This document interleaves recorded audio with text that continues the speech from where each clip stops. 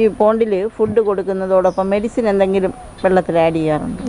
നമ്മൾ ചെറുതായിട്ട് മെഡിസിനൊക്കെ അപ്ലൈ ചെയ്ത് കൊടുക്കും. അതുകൊണ്ട് ഇതുവരെയെങ്കിലും രോഗം വല്ലതും വന്നതായിട്ട്? രോഗങ്ങൾ വരാം, മത്സ്യകുഞ്ഞുങ്ങളാണ്, കൂട്ടത്തിലുള്ള അങ്ങനെ രോഗങ്ങൾ നമ്മുടെ ഫാമിലി വരാറില്ല. കാരണം എന്താ വെച്ചാൽ നമ്മൾ അത്രയും വാട്ടർ കറക്റ്റായിട്ട് മെയിൻറ്റെയിൻ ചെയ്യും, വാട്ടർ ക്വാളിറ്റി. ഈ വാട്ടർ ചേഞ്ച് ചെയ്യുന്ന ഏത് ഡ്യൂറേഷനിലാണ്?